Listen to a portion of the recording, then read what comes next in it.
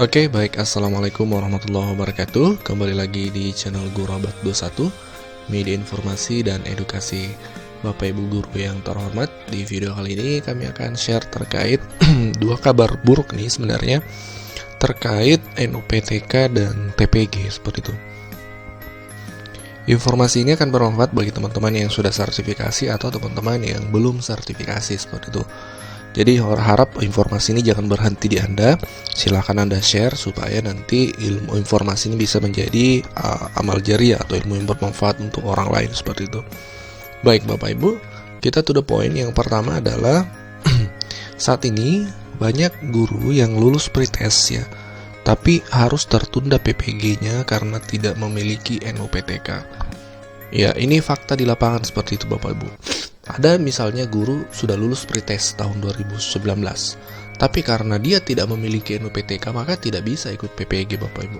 Sehingga banyak pertanyaan yang muncul nih, Min, apakah benar untuk mengikuti PPG dalam jabatan harus ada NUPTK dulu? Atau dengan kata lain NUPTK ini menjadi syarat wajib untuk mengikuti PPG dalam jabatan seperti itu? Ini banyak ditanyakan oleh teman-teman. Nah, baik Bapak Ibu, kami akan menjawab sesuai dengan peraturan yang ada. Dan kami harus sampaikan bahwa ketika guru belum memiliki NUPTK maka tidak memenuhi syarat untuk mengikuti PPG dalam jabatan. Ini yang harus kami sampaikan Bapak Ibu, karena itu sudah dijelaskan dalam Permendikbud nomor 38 tahun 2020 tentang cara memperoleh sertifikat pendidik melalui PPG dalam jabatan. Dengan kata lain, ketika Bapak Ibu memang belum memiliki NUPTK, maka dianggap belum memenuhi syarat, karena NUPTK ini menjadi syarat wajib untuk PPG dalam jabatan. Seperti itu. Sehingga Bapak Ibu harus mengupayakan dulu bagaimana caranya untuk bisa mendapatkan NUPTK, karena ini sudah terjadi di cukup banyak guru sudah lulus PPG tapi sayangnya tidak bisa PPG karena sudah lulus pretest maksud kami, tapi belum terpanggil PPG karena yaitu NUPTK-nya. Itu sudah diatur dalam Permendikbud 38 2020 Bapak Ibu. Kita akan perlihatkan aturannya supaya Bapak Ibu lebih yakin terkait syarat ini.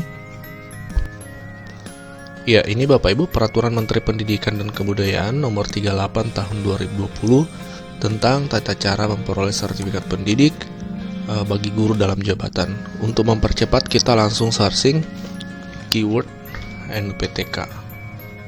Oke, kita sudah dapat. Maka di pasal 4 Bapak Ibu ini dijelaskan calon mahasiswa program PPG dalam jabatan harus memenuhi persyaratan sebagai berikut. Ini perlu dipahami.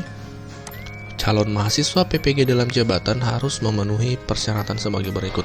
Jadi Bapak Ibu ketika mengikuti PPG itu dianggap itu statusnya kembali mahasiswa Bapak Ibu ya, karena secara resmi terdaftar di LPTK atau kampus tempat Bapak Ibu PPG sebagai mahasiswa PPG dalam jabatan. Nah, salah satu syaratnya di poin E disebutkan ini bahwa memiliki nomor unik pendidik dan tenaga pendidikan atau kita kenal dengan NUPTK Bapak Ibu. Ini peraturan yang sudah ditandatangani oleh Pak Menteri ya, artinya ini sudah berlaku menjadi kebijakan yang wajib dipatuhi oleh semua LPTK, semua kampus. Maka ketika Bapak Ibu tidak terpanggil PPG karena NUPTK ya apa dasar aturannya ya ini Bapak Ibu. Ya, jadi Bapak Ibu pertama harus S1 Bapak Ibu syaratnya, kemudian SK-nya harus 2015 ke bawah ya, SK-nya harus 2015 ke bawah. Kemudian guru yang atau dengan kata lain SK-nya itu ditandatangani oleh SK dari kabupaten seperti itu, SK dari pemerintah setempat, atau untuk guru swasta SK dari yayasannya. Kemudian terdaftar di Dapodik seperti itu. Kemudian melengkapi dokumen persyaratan. Jadi syaratnya sebenarnya sederhana tapi memang hal-hal urgen semua ya. S1, kemudian SK 2015 ke bawah, harus SK dari daerah, kemudian SK yayasan kalau swasta, tidak boleh SK kepala sekolah seperti itu. Kemudian wajib memiliki NUPTK dan terdaftar di Dapodik. Nah, di NUPTK inilah yang banyak teman-teman guru itu tidak terpanggil PPG. Ya, sekali lagi karena memang itu sudah sesuai aturan Bapak Ibu. Nah, kabar buruk yang kedua sebenarnya bukan hal baru lagi. Untuk yang kedua ini, Bapak Ibu yang sudah sertifikasi pasti mengetahui bahwa NUPTK yang tidak valid itu bisa menjadi penyebab TPG tidak cair. Kenapa kami angkat ini? Karena ternyata masih ada beberapa teman guru yang belum mengetahui ini, menganggap NUPTK ini selamanya kan valid. Akan ada masa ketika Bapak Ibu misalnya datanya tanda kutip kacau seperti itu bisa berdampak ke NUPTK yang berubah menjadi tidak aktif, seperti itu, tidak aktif. Nah, itu perlu dicek Bapak Ibu. Nah, pastikan NUPTK-nya valid atau aktif. Ketika aktif itu kami screenshot contohnya, itu seperti ini Bapak Ibu. Ini bisa dicek ya di website tertentu. Untuk mengetahui NUPTK ini kami sudah pernah menjelaskan secara lengkap caranya untuk ngecek seperti ini di video-video sebelumnya. Bapak Ibu bisa cek cara mengecek NUPTK. Itu ketika aktif maka tampilannya kan seperti ini. Paling bawah statusnya aktif ya, statusnya aktif atau terdata di Dapodik. Ketika seperti ini maka aman ya. Jadi Bapak Ibu, sekali lagi ada 2 informasi penting di video kali ini. Yang pertama terkait NUPTK, kabar buruk untuk teman-teman yang lulus pretest tapi belum NUPTK. Itu dipastikan tidak akan bisa PPG karena itu sudah syarat Bapak Ibu. Jadi segera mengurus NUPTK. Kami juga sudah pernah menjelaskan secara detail cara mendapatkan NUPTK. Sebenarnya tidak mudah, tidak susah seperti itu.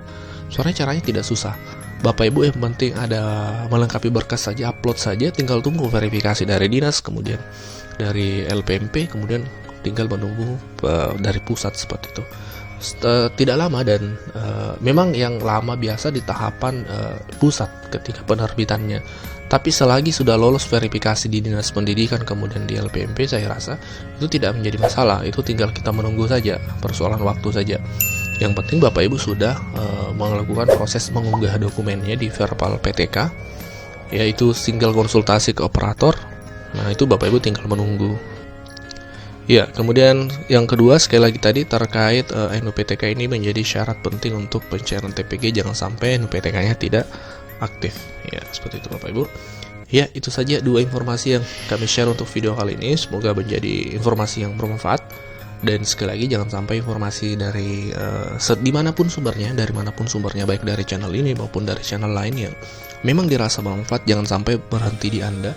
Karena sayang itu bisa loh menjadi amal jariah ketika Bapak Ibu menyampaikan informasi tersebut ke teman-teman guru yang lain.